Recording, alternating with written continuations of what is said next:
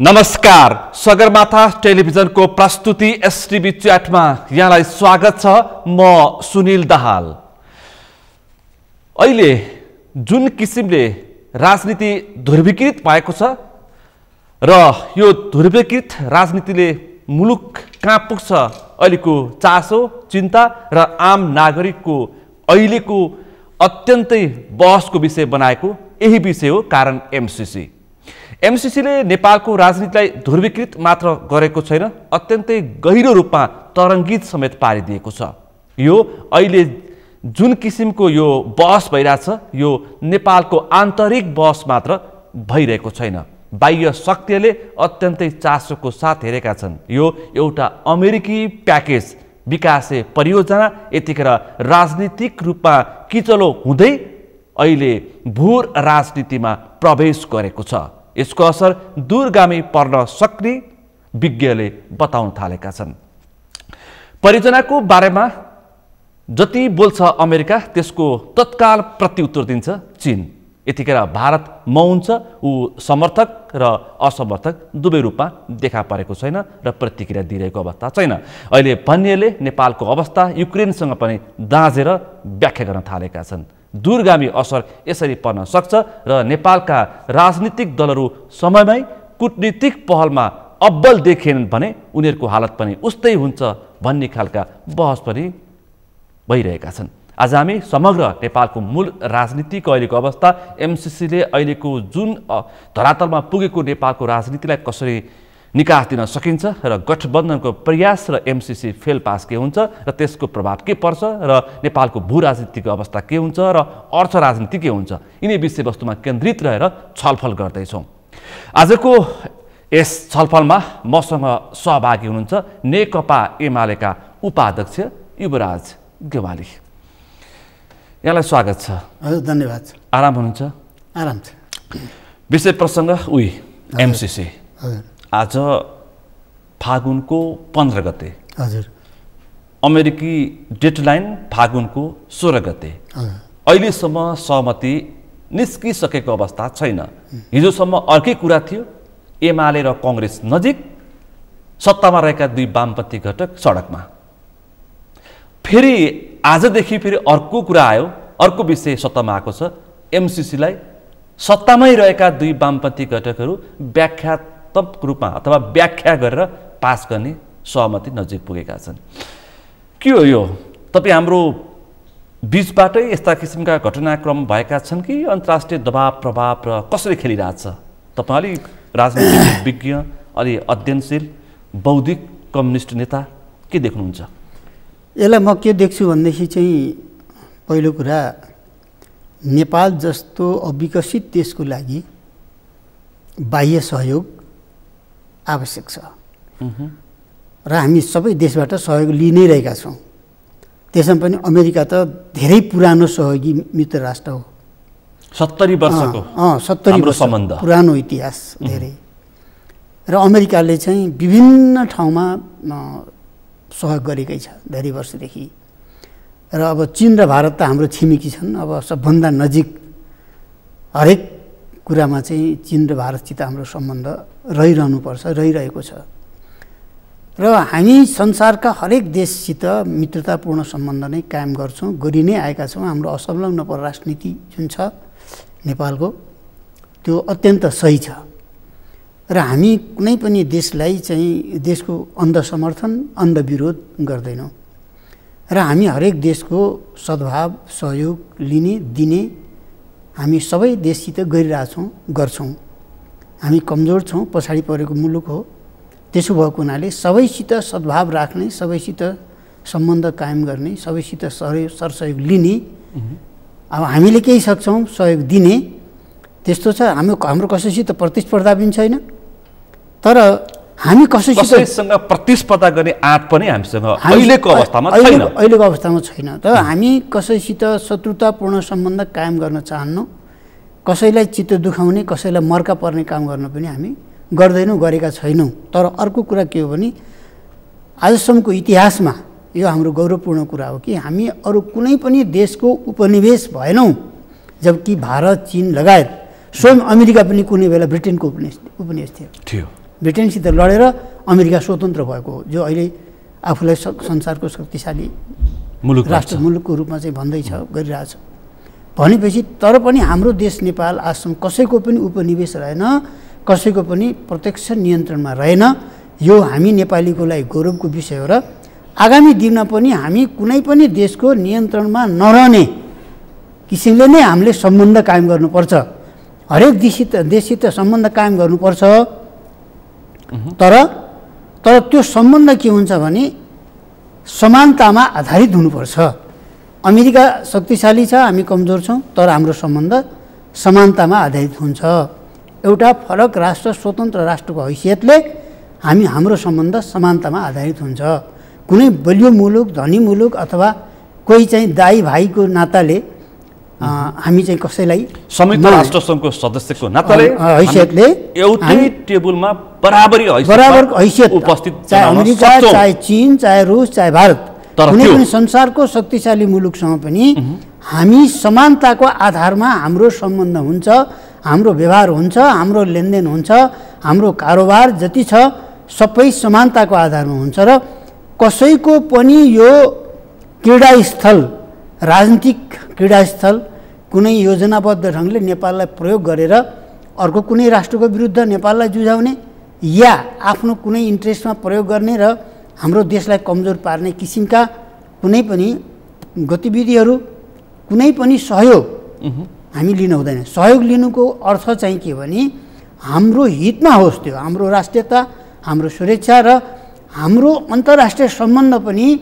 पारस्परिक सम्मानको आधारमा हरेक देशसित हामीले सम्बन्ध कायम गर्न चाहन्छौँ, सम्बन्ध कायम गर्नुपर्छ। तर चाहिँ कसैसित सहयोग लिने नाउँमा अर्को कुनै देश रिसाउने या अर्को कसैलाई अप्ठ्यारो पर्ने किसिमले गर्नु चाहिँ हुँदैन। ठ्याक्कै एकदमै सान्दर्भिक ठाउँमा सवाल उठाउनु भयो। अहिले एमसिसीको अनुदानको नाममा हामी कुनै एउटा देश अथवा अमेरिकाको गुलाम बन्दैछौँ भनेर यहाँ यसरी व्याख्या गरेर आम नागरिक चिन्तित भएका छन्। त कता कता त्यो सान्दर्भिकता, कता कता त्यसको आशय संशय पनि देखिन थालेको छ। किनकि अमेरिकाले एमसिसीको प्याकेज नेपाललाई दियो, पहिला हामीले स्वीकार्यौँ, 2017मा हामीले सम्झौता गऱ्यौँ, 2022मा हामी कार्यान्वयनको स्थानमा पुगेका छौँ। भोलि त हामीले अन्तिम डेडलाइनमा यो पास गर्नुपर्छ संसदबाट। तर चीनको प्रतिक्रिया तपाईँले पनि सुन्नुभएको छ। त्यहाँका सरकारी प्रवक्ताहरू, त्यहाँका पार्टीका प्रवक्ताहरूले स्पष्ट यो उपहारको प्याकेजलाई अल्टिमेटको प्याकेज अमेरिकाले बनाइरहेछ, कूटनीतिक दबाब दिइरहेछ, यो मान्य हुनेवाला छैन।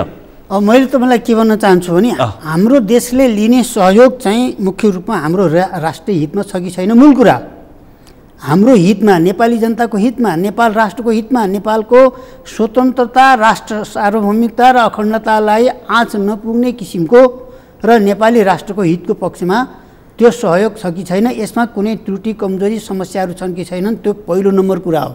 साथसाथै हाम्रा छिमेकी राष्ट्रहरूलाई पनि यसले के प्रभाव पर्छ भन्ने पनि त्यो सेकेन्डरी कुरा हो। यसलाई छुट्याउनुपर्छ अलिकति। चीनको कारणले या भारतको कारणले, अरू कुनै देशको कारणले होइन कि हाम्रो आफ्नो आन्तरिक हाम्रो हित त्यसमा छ कि छैन, यो नम्बर 1। नम्बर 2, चीन र भारतको बिचमा हामी छौँ भन्ने कुरा पनि बुझ्नुपर्छ हामी। र यी दुईटा शक्तिशाली राष्ट्र, त्यसको बिचमा हामी छौँ, हाम्रो यो भौगोलिक जुन अवस्थिति हो, भूराजनीतिक स्थिति, त्यसलाई समेत ख्याल गर्नुपर्छ। यी सबै कुरालाई ख्याल गर्दै मूलत आफ्नो देशको हितमा यो कति छ कति छैन भन्ने कुरालाई ध्यान दिनुपर्छ।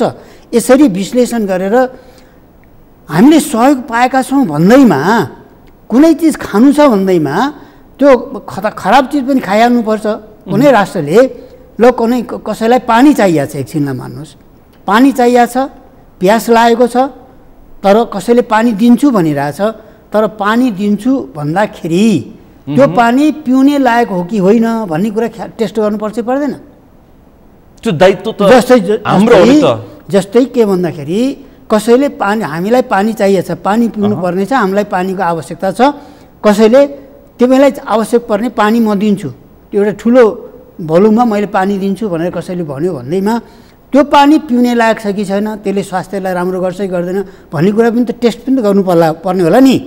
त्यसले हामीले गर्न सकिरहेका छैनौँ भनिरहेछन् के सबैले। पानी चाहिएको छ, पानी दिन्छु भन्दैमा त्यो पानी टेस्ट नगरिकन त्यसले स्वास्थ्यलाई कस्तो असर गर्छ भन्ने कुरा नहेरिकन पानी खानु भनेको त मृत्युशैयमा पुग्ने कुरा। कमजोरी हाम्रो हुन्छ, त्यो कमजोरी हाम्रो हुन्छ। दिनेले त उसको आफ्नो चाहिँ के भन्दाखेरि विभिन्न स्वार्थ राखेर दिएको हुन सक्छ अथवा केही राखेर, केही शर्त राखेर हाम्रो देशलाई हित गरौँ भन्ने पनि होला। साथसाथै आफ्नो पनि त केही इन्ट्रेस्ट हुन्छ। आफ्नो कुनै पनि इन्ट्रेस्ट नभइकन कसरी सहयोग गर्दैन, पहिले यो कुरा बुझ्नुपर्छ। केही कुरा पनि सित्तै दिँदैन। यो दुनियाँमा हामीले एउटा कुरा के बुझिराख्नुपर्छ भन्दा कसैले पनि सहयोग गर्छ भने केही न केही इन्ट्रेस्ट उसको हुन्छ, तर त्यो इन्ट्रेस्ट सहित हामीले आफ्नो इन्ट्रेस्ट पुरा गर्ने हो। हाम्रो राष्ट्रिय स्वार्थमा त्यो छ कि छैन त्यो मुख्य रूपमा हेर्ने हो।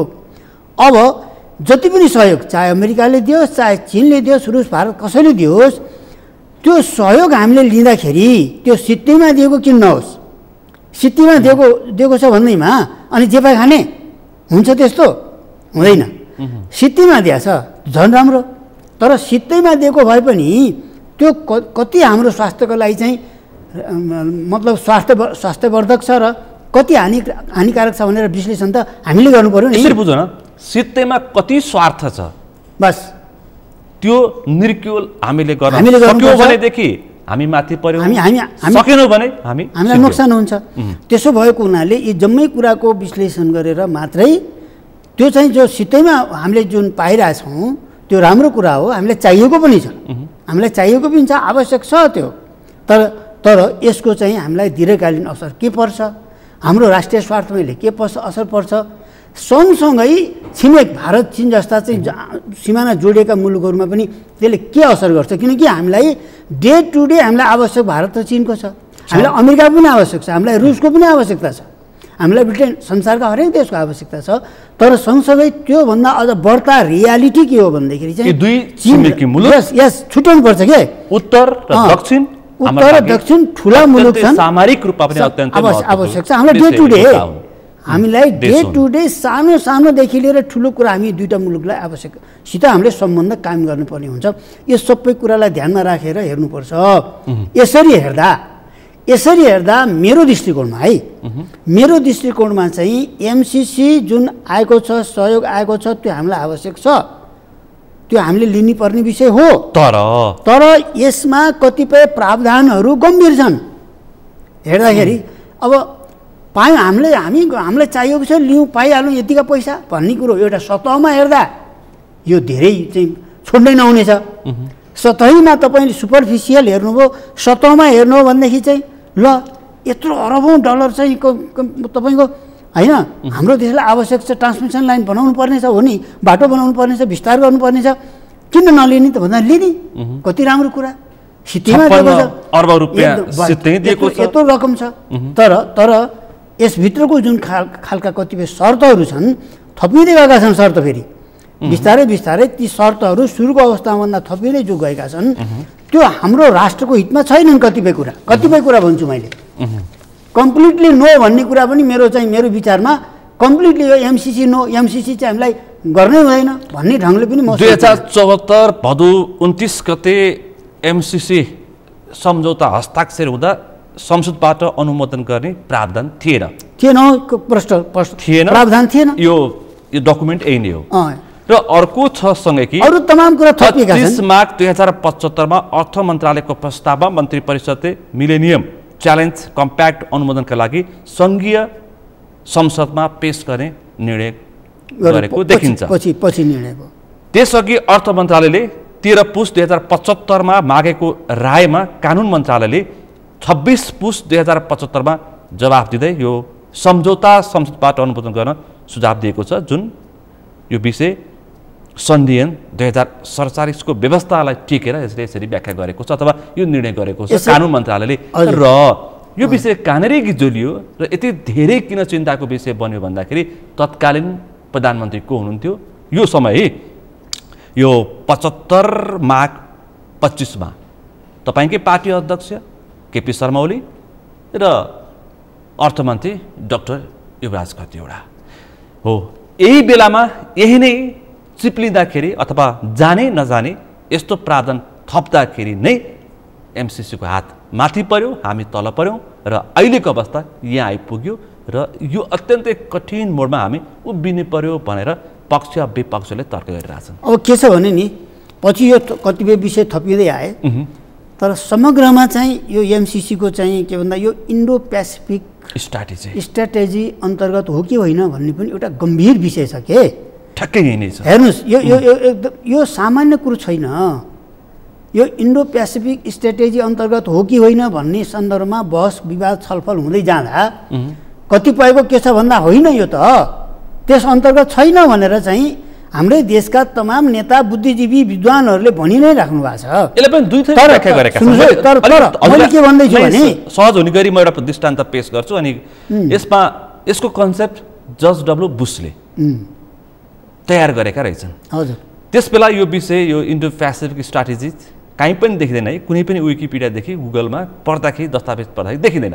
तर डोनाल्ड ट्रम्प आइसकेपछि यो प्याकेजलाई यो आर्थिक प्याकेज 51 देशमा यसको प्रस्तावना छ।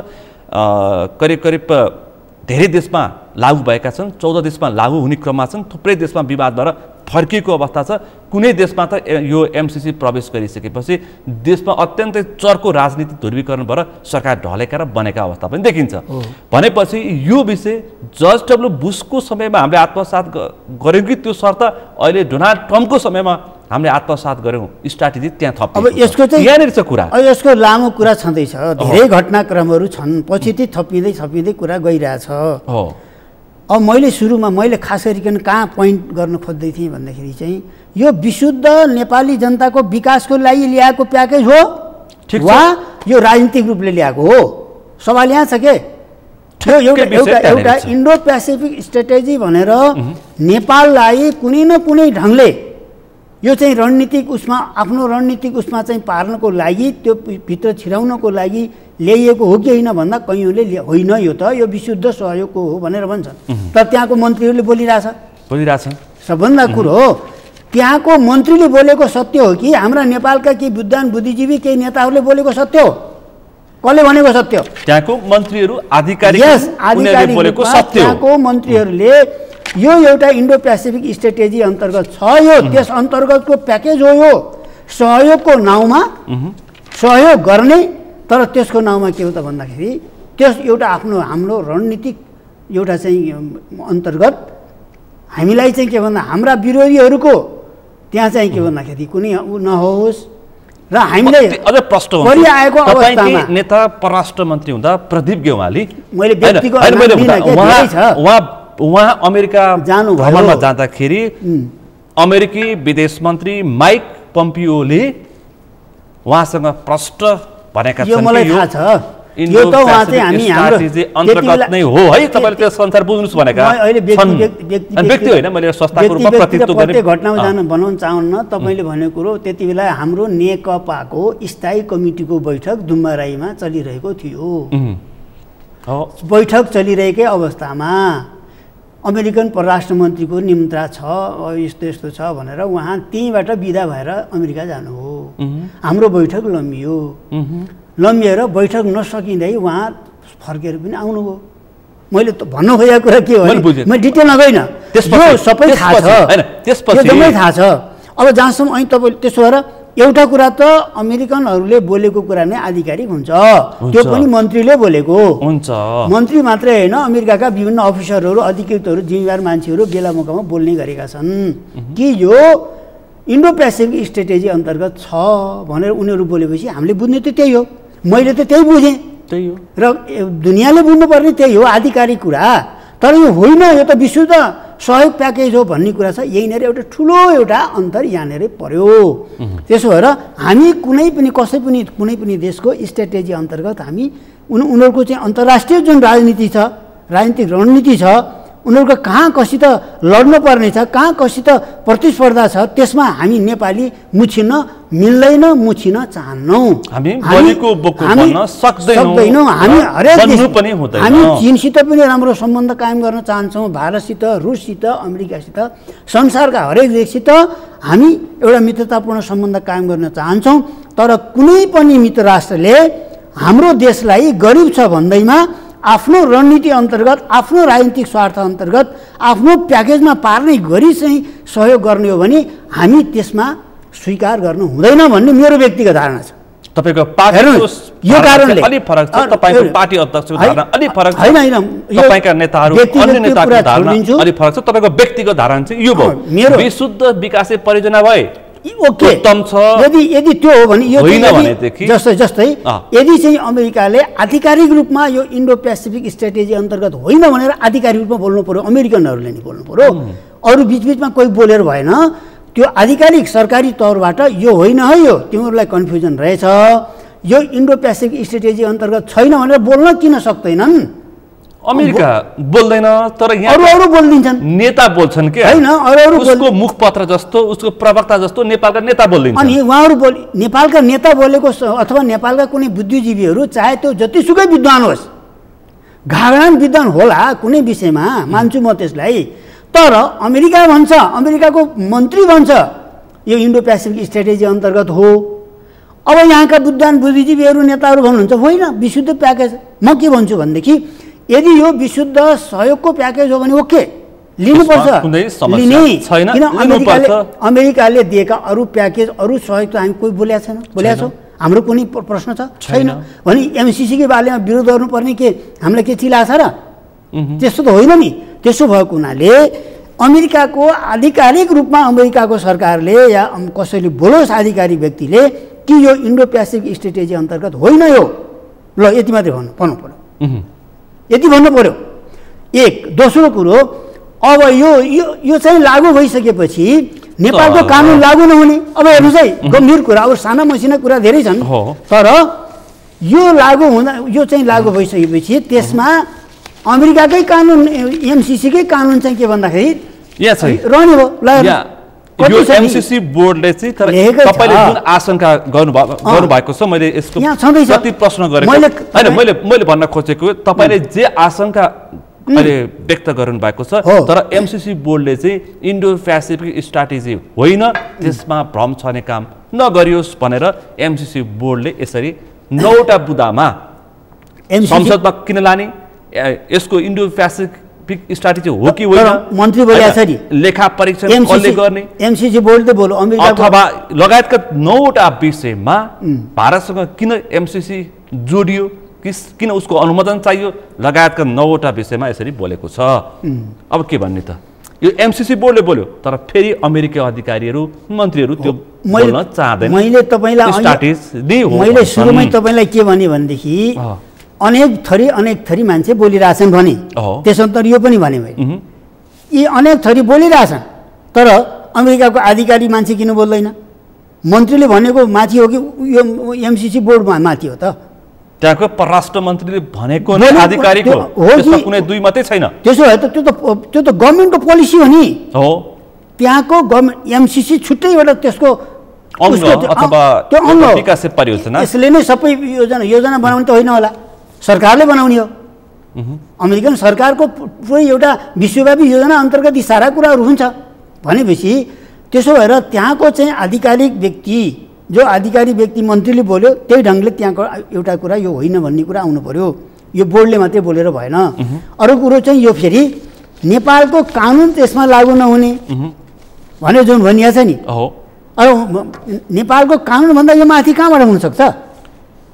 नेपालमा लागू हुन्छ भने यदि त्यो त स्वाभाविक रूपमा यो त 2047 सालको टिटी अथवा सन्धि ऐन अनुसार संसदबाट पारित भइसकेपछि त के हुन्छ, त्यो माथि हुन्छ नि। तपाईँ पनि बुझेको मान्छे, ती पढेको बौद्धिक कम्युनिस्टको एउटा वामपन्थी विचार राख्ने व्यक्ति हुनुहुन्छ।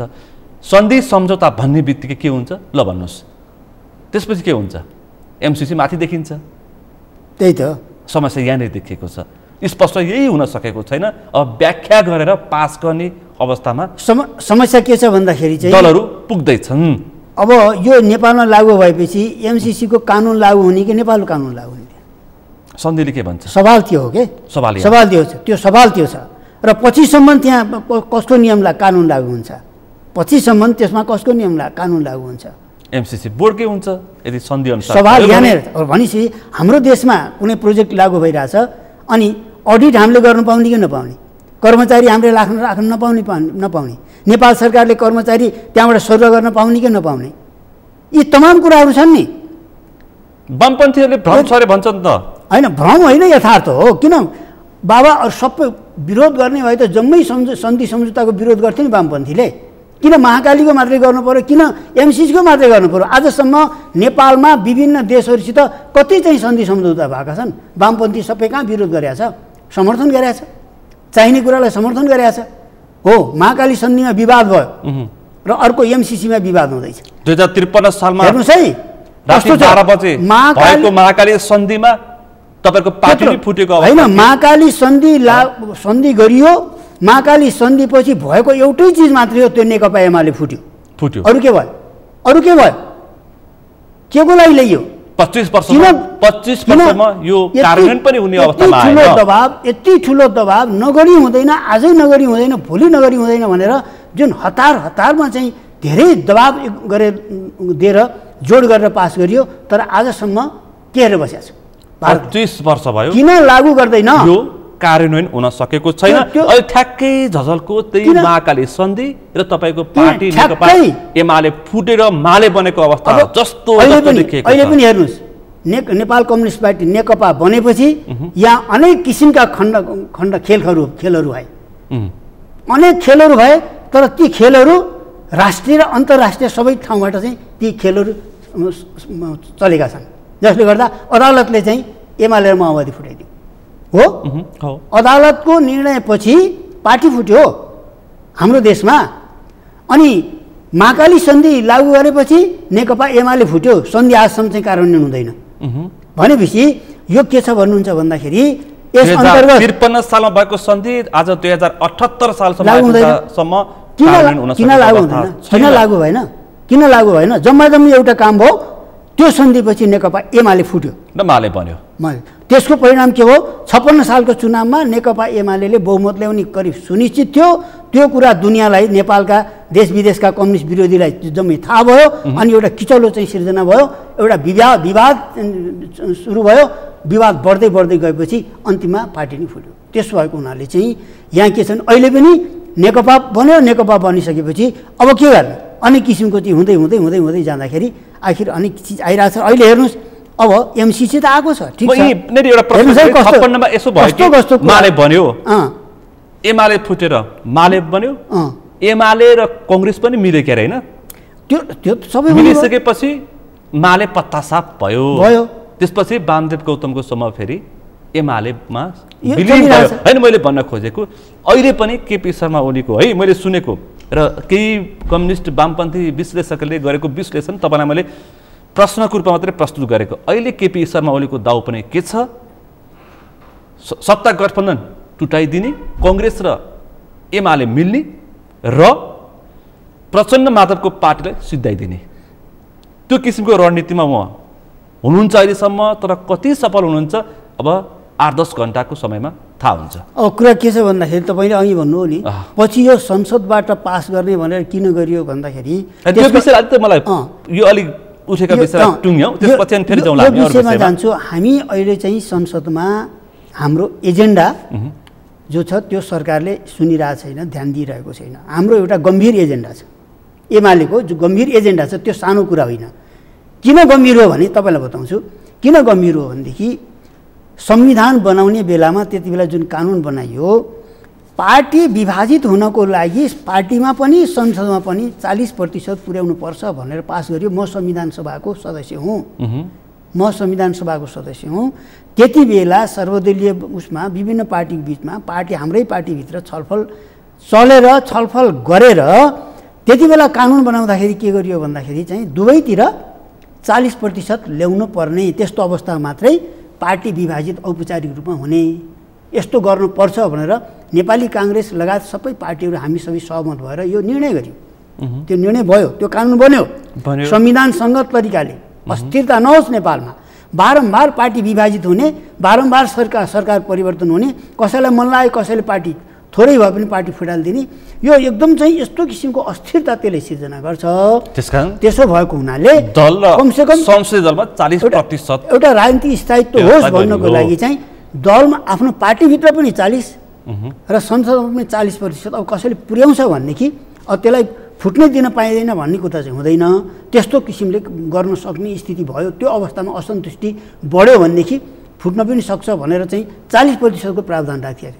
पछि यो सरकार आएपछि के गर्यो भन्नुहुन्छ भने हेर्नुहोस् है, पार्टी या संसद जहाँ भए पनि 20% पुर्याएर भए पनि चाहिँ अनि चाहिँ औपचारिक रूपले पार्टी विभाजन गर्न पाइने भनेर शेरबहादुरजी आएपछि त्यो कानुन चेन्ज गरियो, परिवर्तन गरियो र उहाँलाई यदि फुटाउनको लागि 10% पुगेको भए पनि उहाँले 10% ल्याउनुहुन्थ्यो है।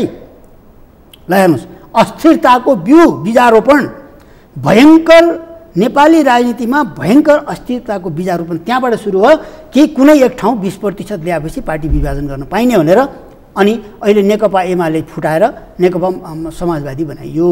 हेर्नुहोस् है कत्रो षड्यन्त्र छ। एमालेलाई विभाजित गर्नको लागि, एमालेलाई कमजोर गराउनको लागि जनताबाट निर्वाचित हुँदाखेरि चाहिँ काङ्ग्रेस जित्न सकेन, एमाले जित्ने स्थिति भयो, जितेर आयो, सरकार बनायो, आउने दिन पनि अब एमाले नै चाहिँ अगाडि बढ्ने एउटा स्थिति आउँछ भनेर के गरियो भन्दाखेरि आनका तान फरक गरेर संविधान बनाउँदा त्यति बेला गरिएका चाहिँ ती सारा कुराहरूलाई चाहिँ बिर्सिएर 20% को चाहिँ प्रावधान राख्यो अनि चाहिँ पार्टी फुटाउने चाहिँ नियम बनाइयो। अनि यता एमाले अब आफ्नो सांसदहरू जो पार्टी विभाजित भएर जाने भइसकेपछि त कारवाही गर्छ, सो त हरेक पार्टीले गर्छ। काङ्ग्रेसभित्र यस्तै पर्या भए के गर्थ्यो काङ्ग्रेसले? एकछिनलाई भन्नुहोस्, एमालेलाई पर्यो त उहाँहरूले त्यस्तो गर्नुभयो, उहाँहरूलाई सामान्य छ। यदि यही कुरा काङ्ग्रेसभित्र पर्या भए के गर्नुहुन्थ्यो? उहाँले यही गर्नुहुन्थ्यो। त्यसो भएको हुनाले चाहिँ नेपालको राजनीतिमा फेरि यो जुन खालको गम्भीर राजनीतिक अस्थिरताको बीजारोपण भयो तबदेखि चाहिँ नेकपा एमाले यो बेठीको हामी मान्दैनौँ, यो गलत हो भनेर लगातार उठाइ छ हैन। यो र अनि त्यसपछि पार्टीले निष्कासनको यसको दोषी प्रधानमन्त्री शेरबहादुर देउवा हो कि पुष्पकमल दाहाल प्रचण्ड हो कि माधव कुमार नेपाल हो कि केपी शर्मा ओली? अब हैन, यसमा चाहिँ प्रधानमन्त्री मुख्य जिम्मेवार हुन्छ नि। सरकारको प्रधानमन्त्रीलाई यो अवस्थामा पुर्याउनको लागि साथ सहयोग दिने त हैन दाहाल माधव हुन्। हैन हेर्नुहोस्, उहाँहरू त हुँदै भइहाल्यो, तर यसमा प्रधानमन्त्री मुख्य जिम्मेवार भयो कि नि त। त्यति बेला त्यो कानुन बनाउने सरकार मुख्य। यसो हुँदाखेरि माधव नेपाल प्रचण्डजी सबै स्वतः भइहाल्नु भयो भनेपछि यो सरकारले यो यस्तो बेठिक काम गरे हुनाले, गलत काम गरेको हुनाले र गम्भीर नेपाली राजनीतिमा गम्भीर दुष्परिणाम ल्याउने खालको काम, अस्थिरताको बीजारोपण गरे हुनाले यो कुरा हामीले सदनमा उठाइरहेका छौँ, संसद चल्न नदिने त्यो उठाइरहेका छौँ। अडिकमा तपाईहरु बस दृढ इच्छामा हुनुहुन्छ। कुरा यहाँनिर एउटा गम्भीर विषय हो यो सामान्य विषय होइन। अहिले एमाले माथि पर्दाखेरि मात्रै एमाले उठाए पनि यो सिङ्गो नेपाली राजनीतिलाई त्यसले दीर्घकालीन असर पार्ने खालको विषय भएको हुनाले यो हामीले उठाइरहेका छौँ लगातार। अब एमालेजी उठाइरहेका छौँ, हामी अहिले छोड्दैनौँ। मैले बुझेँ एउटा मैले प्रति प्रश्न गरेँ कि अहिलेको अवस्थामा तपाईँहरूको मुद्दा ठुलो हो कि एमसीसी को यो अत्यन्तै भू राजनीतिमा गिजोलिएको यो एमसीसी मुद्दा ठुलो हो? अहिलेको सवाल यो पनि छ है फेरि। यद्यपि यो हामीले उठाएको मुद्दा त अहिले बाँकी नै छ नि, बाँकी छ। यो मुद्दा गम्भीर मुद्दा हो, तर यो विषय सानोतिनो विषय होइन। हामीले उठाएको विषय धेरै गम्भीर विषय हो, धेरै गम्भीर विषय। माधव कुमार नेपालका 14 सांसदलाई कारबाही गर्न उठाएको विषय महत्त्वपूर्ण हो कि अहिलेको अवस्थामा यो अत्यन्तै जटिल कठिन नेपाल जुन स्थानमा पुग्दैछ, जुन परिस्थितिमा पुग्दैछ, अहिलेको एमसीसी को मुद्दा ठुलो हो? देश विदेशीको चासो, अमेरिकी, चिनी, भारतीयको चासो रहेको यो एमसीसी को मुद्दा टुङ्ग्याउनु पर्ने विषय ठुलो हो होइन? नेपाली राजनीतिमा जुन अस्थिरताको बीजारोपण त्यो त भयो, ल त्यो स्वीकार्य, हामीले लगातार विषय पनि छ, त्यसको समाधान हुनै पर्यो नि। त्यो जुन हामीले लगातार उठाउँदै आएका छौँ, अहिले एमसीसीलाई बिचमा ल्याएर अनि हाम्रो मुद्दालाई चाहिँ के भन्दा त्यतिकै छाड्ने कुरा हुन्छ। एमसीसी त तपाईँकै पार्टी अध्यक्ष केपी शर्मा ओली हुँदाखेरि नै संसदमा लाने प्रयास भएको, त्यहाँ असफल भएको अवस्था हो। तर थाती रह्यो। तर अब त यो राष्ट्रिय मुद्दालाई प्रमुख प्रतिपक्षको पनि उत्तिकै नै जिम्मेवारी रहन्छ नि। हिजो हामीले चुच्चे नक्सा पारित गर्दाखेरि जसरी राष्ट्रिय सहमति गरेका थियौँ, अहिले यो देशी विदेशीको चासो, छिमेकी राष्ट्रको चासो, शक्तिशाली राष्ट्रको चासोको विषयलाई कसरी टुङ्ग्याउनुको लागि तपाईँको पार्टी अध्यक्ष सहित देशका ठुला दलको जिम्मेवारी हो कि होइन? मेरो प्रश्न यहाँनिर। अहिले नेपालका राजनीतिक पार्टीहरूको बिचमा संसदमा यति गम्भीर अवस्था सिर्जना भइरहेको बेलामा संसद अवरुद्ध छ, एउटा गम्भीर एजेन्डा राखेर विषयलाई लिएर लगातार संसद अवरुद्ध छ हो हो यो दुनियाँलाई थाहा छ हो थाहा छ। अमेरिकनलाई थाहा छ यो हो कि थाहा छैन प्रश्नै थाहा छैन यसमा त कि दुई मात्रै छैन नेपालको नि। राजनीतिमा अहिले गम्भीर एउटा स्थिति छ एउटा डेडलक अवस्था छ संसद लगातार अवरुद्ध छ त्यो गम्भीर विषय उठाएर देशको सबभन्दा ठुलो दलले यो विषय उठाइरहेको छ यस्तो अवस्थामा तिमीले यो दिनभित्र गर्नै पर्छ होइन भनेर चुनौती दिन मिल्छ दिइरहेछ टेलिफोन गरेर दिइरहेछ तपाईँ अहिले टेलिफोन गरेर दिइरहेछ तिमीले यो मितिभित्र तिम्रो देशमा के हुन्छ मतलब छैन तर एमसीसी तिमीहरूको देशमा जेसुकै हाम्रो जुनसुकै पहिलो समस्या प्राथमिकता हो। तिम्रो देशमा जुनसुकै समस्या होस् संसदमा जुनसुकै समस्या होस् त्यसको मतलब छैन तर तिमीले यो पास गर्ने आएर गर होइन भने के गर्छौ नत्र ठिक हुँदैन भनेर एउटा तलमाथि मित्रले हुन सक्छ। सुन्नुहोस् अह यो हेर्दा सामान्य लाग्छ तर एउटा मित्रले साँच्चै यो देशको विकासको लागि नेपाली जनताको हितको लागि नेपालको प्रगतिको लागि एमसीसी हो भने आज देशमा चाहिँ संसद अवरुद्ध भइरहेको छ एउटा महत्त्वपूर्ण एजेन्डा प्रमुख प्रतिपक्षले उठाइरहेको छ सरकारले सुनेको छैन त्यसको समाधान भएको छैन अनि त्यही बेलामा ल्याएर चाहिँ के भन्दाखेरि यो मितिभित्र गर्छौ भने गर होइन भने भनेर चाहिँ च्यालेन्ज गर्नु भने के हो यो के हो यो मित्रले गर्न सक्छ साँच्चै हाम्रो हितमा सक्दैन तर एमसीसीलाई हाम्रो हितमा यदि चाहिँ गरिएको हो भने यस्तै अप्ठ्यारो परेको बेलामा चाहिँ यो पास गर्नै पर्छ तिमीले होइन भने भनेर चुनौती दिन मिल्छ तर यो चुनौतीको अर्थ के हो गम्भीर छ सुन्नुहोस् नेपाली जनताले बुझ्नु पर्नु हो कि म तिमीलाई सहयोग दिएको छु लिन्छौ कि लिँदैनौ यदि लिँदैनौ भने धेरै तिमीलाई यसको तात्पर्य म धेरै तिमीलाई अरू कुछ केही गर्न सक्छु भनेर जुन खालको हाम्रो मित्रले चुनौती दिन खोजिरहेछ यसभित्र के रहेछ भन्ने कुरा बुझिन्न यसभित्र के रहेछ खान्छस् भने खा नत्र भने जे पनि हुन सक्छ मलाई कुनै चिज खान मन छैन खाने चिज ल्याएर कसैले राखिदिएछ तपाईको पार्टी अध्यक्ष केपी शर्मा ओलीलाई चाहिँ खान मन छ क्या होइन छ भने त पास गर्ने कुरा होला नि त हिजो पनि बोल्दै हुनुहुन्छ पास गर्नुपर्छ अड्काएर हुन्न होइन अहिले त हाम्रो एजेन्डा छ त्यो एजेन्डा हल होस् त्यो एजेन्डा संसदमा हल होस् समाधान होस् तबसम्म कुरा गर्दै राखौँ नि त अझै पनि आजसम्म त भएन भने खैर तपाईँले एक थरी मान्छेले अर्को तरिकाबाट पनि विश्लेषण गर्न थालेका छन् किनकि केपी शर्मा ओली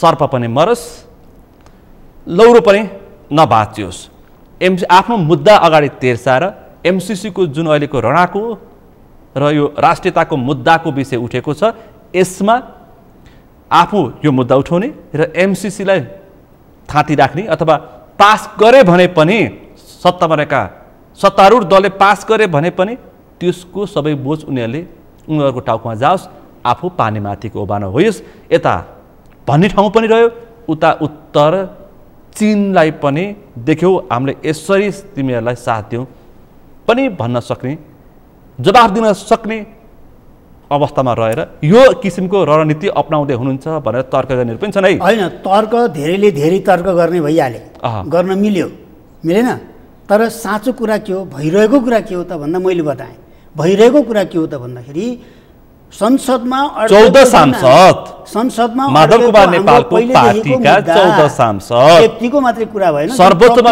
रहेको मुद्दा जुन एउटा डेमोक्रेटिक प्रक्रिया हो त्यसमा चाहिँ के भन्दा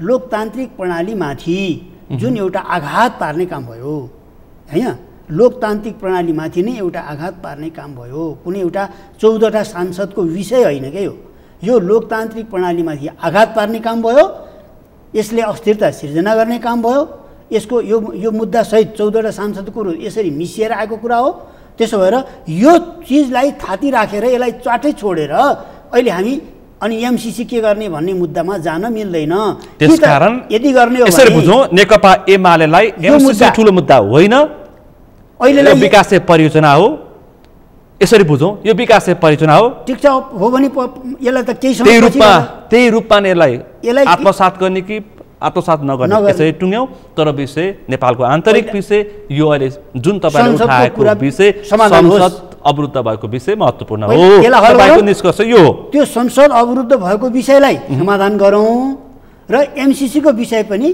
के गर्नुपर्ने हो त्यसपछि समाधान गरौँ यो विषय एमसीसीमा भएका सर्वोच्चमा रहेको विषयलाई तपाईँले किन यति धेरै किचलो गरेको हुन त मैले धेरै छलफल गरेँ यो विषयमा हजुर हैन कानुनका विज्ञहरू पनि तपाईँकै टेबलमा राखेर तपाईँकै कुर्सीमा राखेर छलफल गरिसके नेकपा एमाले संसदमा रहेको मुद्दालाई किन यति धेरै किचलो गरेको तर तपाईहरु त सभामुखको राजीनामादेखि थुप्रै विषयहरू उठाइरहनु भएको छ अब नेपालको राजनीतिमा हेर्नुस् विचित्र कुरा के हो भन्दाखेरि चाहिँ अदालतले त्यति मात्र होइन कि यही कारणले गर्दाखेरि यसलाई देखाएर यसैबाट तर्सिएर यतिखेर प्रधान न्यायाधीश चोलेन्द्र शमशेर राणा निलम्बित हुनुहुन्छ महाभियोगको उहाँमाथि अब नेपालको राजनीति दर्ता गरिएको छ नेपालको भनेपछि नेपालको राजनीति कहाँ जाँदैछ के हुँदैछ नेपालको राजनीतिको विचित्र कुरा छ के अब यहाँ अदालतले पार्टी फुटाइदिन्छ अनि अदालतले चाहिँ के भन्दाखेरि सत्ता परिवर्तन गरिदिन्छ अब हेर्नुहोस् है अब हेर्नुहोस् कस्तो एउटा जालो छ यहाँ नेपालमा भने अदालतले पार्टी फुटाइदिन्छ फुटेको अब फुटेर भने तिमी एमाले माओवादी भनेर अलग भनेर भन्नु अदालतले सरकार पनि बनाइदिन्छ यो निर्णय अदालतले सरकार बनाइदिन्छ यति समय दिन यति घण्टाभित्र सरकार बना पनि भन्छ यो सरकारले पार्टी फुटाइदिने सरकारले चाहिँ अदालतले पार्टी फुटाइदिने अदालतले सरकार बनाइदिने अनि त्यसपछि मित्र राष्ट्रहरूले चाहिँ के भन्दाखेरि सहयोगको नाउँमा चाहिँ स्ट्राटेजी आफ्नो स्ट्राटेजी चाहिँ राजनीतिक स्ट्राटेजी नेपालभित्र हुल्दिने सहयोग भन्ने यसरी यो नेपाललाई चाहिँ यो विभिन्न ढङ्गले चाहिँ गिजोल्ने जुन काम भइरहेछ नि अब एमसीसीको नाममा अहिले नेपालमा राजनीति गिजोल्योलाई हेर्नुहोस् हेर्नु त सिङ्गो नेपाल विभाजित सामान्य विकास परियोजना यत्रो आन्दोलन राष्ट्रिय ध्रुवीकरण भयो सारा राजनीतिक ध्रुवीकरण भयो अहिले त भू राजनीतिक ध्रुवीकरण भइरहेछ अनि हुँदाहुँदै के भन्दाखेरि एमसीसीलाई लिएर अनि अमेरिका र चीनको चाहिँ विवाद फेरि यति समय एउटा दृष्टान्त कहाँ पुग्यो स्थिति गेवालीजी एउटा दृष्टान्त पेश गर्छु हिजो अस्तिको म नेपालका ठुल्ठुला परिवर्तन हुँदाखेरि चीनले सामान्य प्रतिक्रिया दिन्थ्यो हो तपाईँ हामी सबैलाई थाहा छ एकदम धेरै बोल्ने होइन धेरै बोल्दैन थियो तपाईँ यो 2-4 दिनको चिनिया राष्ट्रिय मुखपत्र हेर्नुहोस् नेपालको काठमाडौँको त्यो सडक आन्दोलनलाई चीनका मुख्य समाचार बनेका छन् त्यति मात्र होइन रसियन टेलिभिजनले समेत नेपालको सडक आन्दोलनलाई महत्त्वका साथ प्रकाशन गरेका छन् प्रसारण गरेका छन् भनेपछि यो इन्टरनेसनल इन्ट्रेस्ट कहाँ जोडियो भन्दाखेरि एमसीसी अमेरिकी प्रयोजन हो त्यसकारण यो अमेरिका विरुद्धको हो भनेर उनीहरूले त्यसरी व्याख्या गर्दैछन् भनेपछि त्यसको प्रतिउत्तर त्यसको प्रतिजवाफ भोलि हामीलाई कति महँगो हुन्छ होइन यस्तो सहयोग हाम्रो मित्र राष्ट्रले हामीलाई यस्तो सहयोग दिएको छ जुन सहयोगले चाहिँ के भन्दा विश्व तरङ्गित भएको छ हो विश्वका सुपर पावरहरू तरङ्गित हुने एउटा स्थिति छ भने के हो यो चिज के हो विद्वान बुद्धिजीवीहरू यो चिज के हो यो आज विश्व तरङ्गित हुने स्थिति के हो यो के छ यसभित्र के यत्तिकै बोलिरहेछन् चीन यत्तिकै बोलिरहेछ यत्तिकै काम नपाएर बोल्छ चीन यत्रो सुपर पावर चीनसित हामीले त युगौँदेखि हाम्रो सम्बन्ध छ नि त चीन त बोल्ने होइन नि सितिमिति भनेपछि मैले भन्न खोजेको चीन बोल्यो यस कारणले भन्न खोजे होइन यो चाहिँ के भन्दा एउटा अमेरिकन स्ट्राटेजी अन्तर्गत यो छ यसले पनि अहिले जुन तरङ्गित गरिरहेछ विश्वभरि चीनलाई समेत तरङ्गित गरिरहेछ त्यसभित्र केही छ भन्ने कुरा त यो पनि एउटा प्रमाण हो नि मानिसहरूले त एमसीसी र नेटो अहिले नेटोको कारणले गर्दाखेरि युक्रेन र रसियाको अहिले अनि आज दोस्रो तेस्रो दिन भयो अब हेर्नुहोस् लडाइँ भइरहेछ भोलि एमसीसीको कारणले गर्दाखेरि यहाँ बसेर तपाईँले आशंका गरे जस्तो स्ट्राटेजी रहेछ भने त चीन र अमेरिका त प्रत्यक्ष नेपाली भूमिमा त आउँछन् हामीले रोकिँदैन हाम्रो देशको भू राजनीतिक स्थिति यति सेन्सिटिभ छ यति गम्भीर ठाउँमा छ यो अहिले त तपाईँको छोटो समय होला यसको व्याख्या गर्ने समय छैन चीन र भारत जस्ता ठुला शक्तिको बिचमा छ र अमेरिका र चीनको अहिले विश्वव्यापी रूपमा प्रतिस्पर्धा छ मुख्य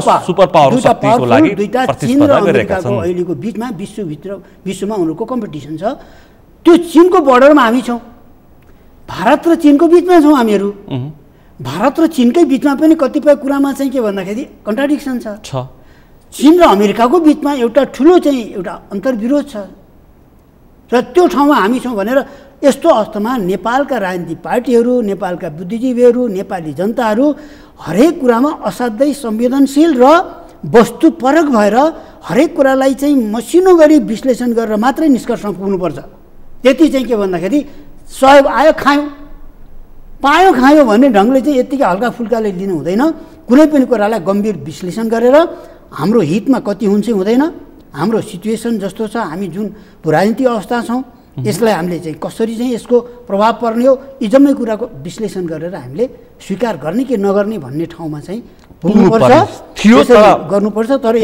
थियो तर यतिखेर तपाईँ आजका मुख्य समाचार हेर्दै हुनुहुन्छ, त्यही एमसीसीको शर्तलाई व्याख्या गरेर संसदबाट आज भोलि नै पास गर्ने प्रयास हुँदैछ। योजना बनिरहेछ, बनिसक्यो, सहमति नजिक आजै केही दिन अलि केही घन्टापछि सहमति हुन्छ भनिँदैछ। कस्तो राजनीति, सडक तातिरहेछ, सत्तामा उनीहरू छन्, सडकमा उनीहरू छन्, फेरि व्याख्या पनि भइरहेछ। अब एकतर्फी व्याख्या गरेर हुन्छ? तपाईँ एउटा कुटनीतिको पनि अलिक चासो राख्ने व्यक्ति, एकतर्फी व्याख्या गरेर हुन्छ? एकतर्फी व्याख्या कसैले गर्नुहुन्न।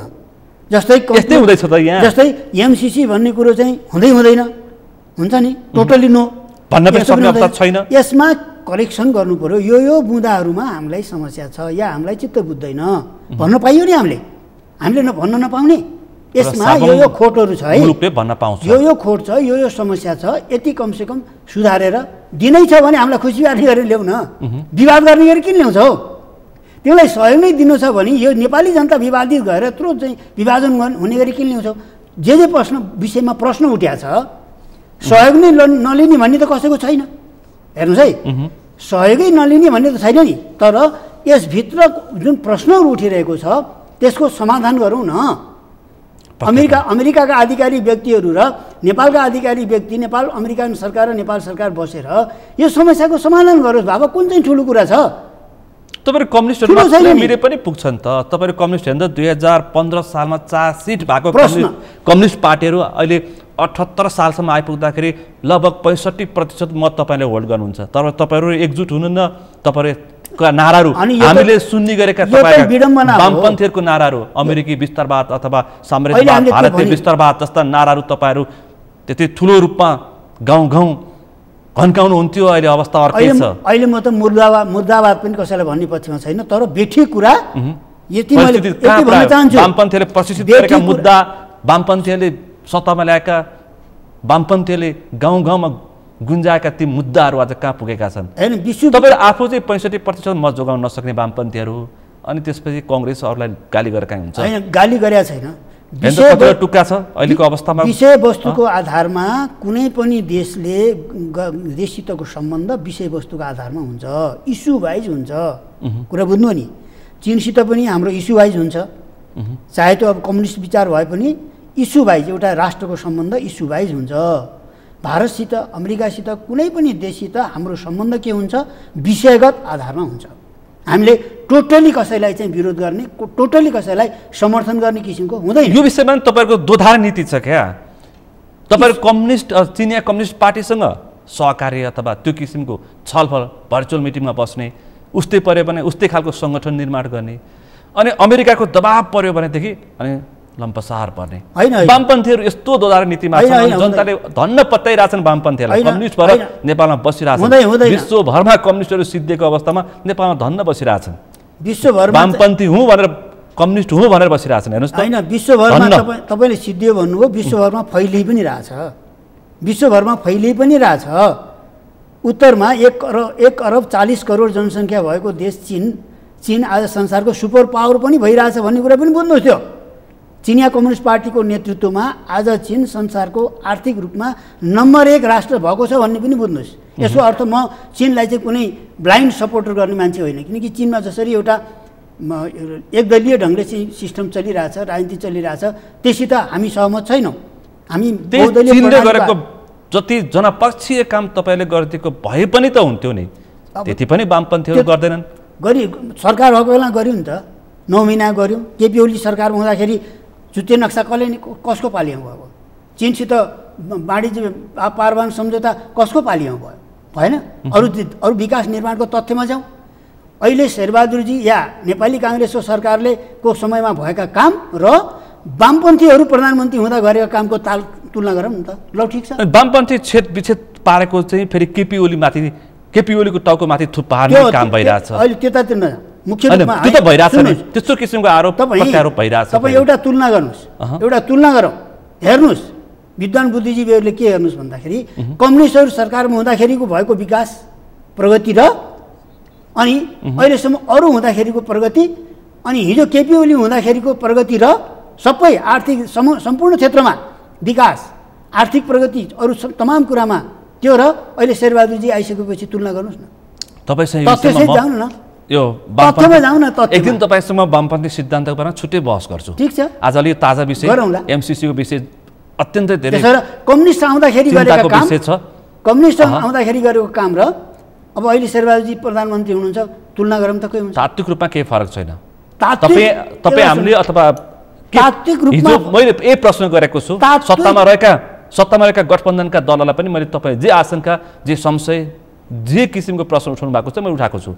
हिजो केपी शर्मा ओलीलाई बहिर्गमन गर्नुभयो, देउवालाई आगमन गर्नुभयो सिंहदरबारमा, जनताले के पाए? यो प्रश्न मैले गरिरहेको छु। यो प्रश्न आवश्यक पनि छ किनकि परिवर्तन केही मैले अझै पनि यतिसम्म दृष्टान्त पेश गरेर मैले भनेको छु कि एकजना मन्त्री अहिले हुनुहुन्न, उहाँले एउटा सार्वजनिक कार्यक्रम भन्नुभएको छ केपी शर्मा ओली सरकार जनपक्षीय सरकार कसरी चलाउने हामी देखाइदिन्छौँ भन्नुभएको थियो। अवस्था त यहाँ पुगेको छ।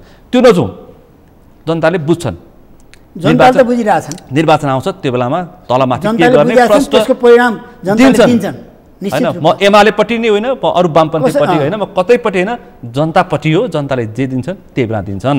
अब के गर्ने? निष्कर्षमा छु एमसीसी पास गर्न नदिने, तपाईँहरू मतदानमा सहभागी नहुने, सामान्य बहुमतले पास गर्ने अवस्था आउँदैछ। सामान्य बहुमत हुने मतले पनि पास गर्ने किसिमका कुरा चलिरहेछ। मेरो व्यक्तिगत कुरा हो, एमसीसीमा संशोधन बिना गर्नु सम्भावना मेरो व्यक्तिगत छैन।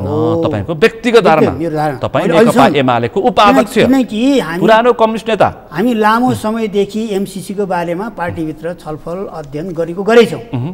त्यस आधारमा मेरो विश्वास, मेरो विश्लेषण, मेरो निष्कर्ष के हो भन्दा व्यक्तिगत रूपमा एमसीसीमा भएका कतिपय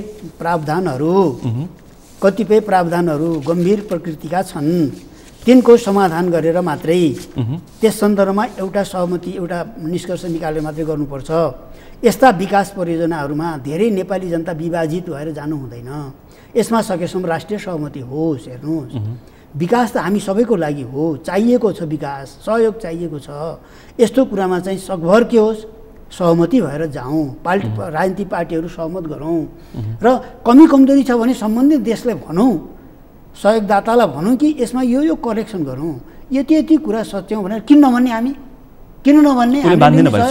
उसले मान्दैन भनिसक्यो। मान्दिनँ म कुनै पनि हालतमा अब शर्त तलमाथि गर्दिनँ, किनकि अहिलेका बालवाला र पूर्व प्रधानमन्त्रीले 5 मिनटको समय राखेर हस्ताक्षर गरेर पत्र पठाउनु भएको छ। त्यही पत्रमाथि टेकेर विदेशी अथवा अमेरिकी सहायक विदेश मन्त्री डोनाल्ड लू र फातिमा सुमारले प्रष्ट भनिसकेका छन्। संसदमा अब त्यो संसदमा आइरहेछ होइन, टेबल भइसक्यो होइन, आज टुङ्ग्याउनु पर्छ टेबल 16 को डेडलाइन अनुसार। अन्तिममा तपाईँलाई के भन्छु भने अब संसदमा टेबल भइसक्यो, सम्मानित संसदले जे गर्नुपर्ने हो त्यहीबाट गर्छ। यो आज केही अकस्मात कुनै परिघटना भएन भने कांग्रेस एमाले मिल्ने सम्भावना कतिको देख्नुहुन्छ तपाईँ? अब करिब 24 घण्टा यो 24 घण्टामा केही मिलिहाल्ला सबै जस्तो लाग्दैन, तर राजनीतिमा केही पनि भन्न सकिन्न। किनकि हिजो अस्तिको छलफल हेर्नुहोस्, प्रधानमन्त्री दुई पटक तपाईँको पार्टी अध्यक्षको घर बालकोट पुग्नु भएको छ, नेताहरू मिटिङ गरिरहेछन्, प्रधानमन्त्रीले दुवैतिर आफ्नो पन्जा बिछ्याउनु भएको छ।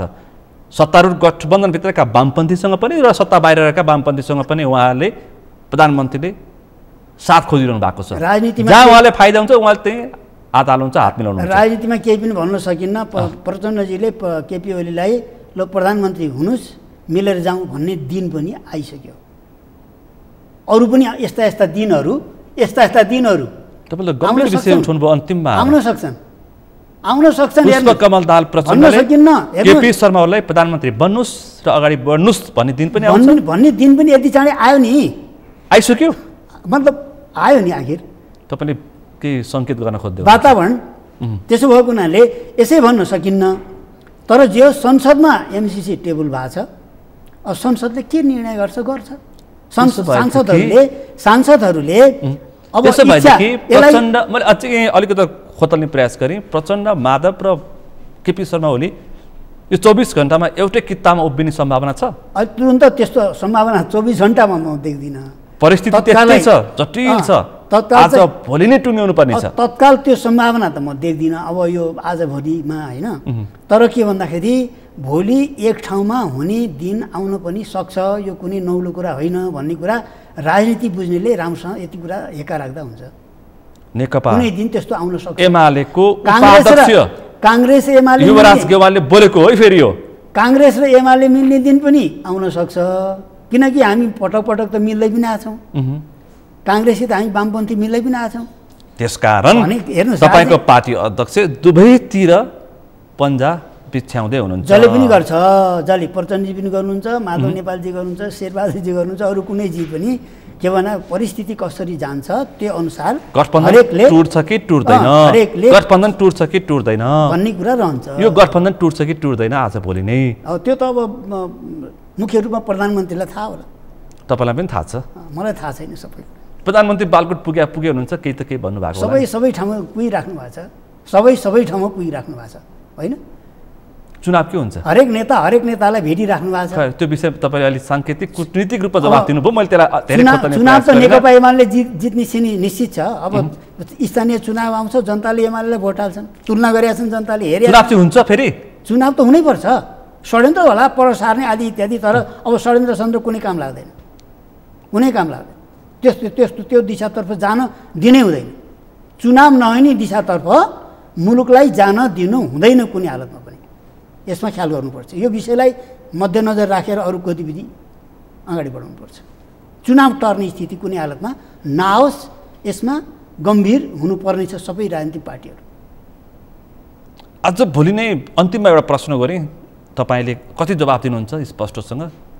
आज भोलि नै प्रधानमन्त्री 14 सांसदलाई फाल्ने र सभामुखलाई फाल्ने अवस्थामा पुग्न सक्ने अवस्था छ? त्यो पनि अब केही भन्न सकिन्न, राजनीति हो।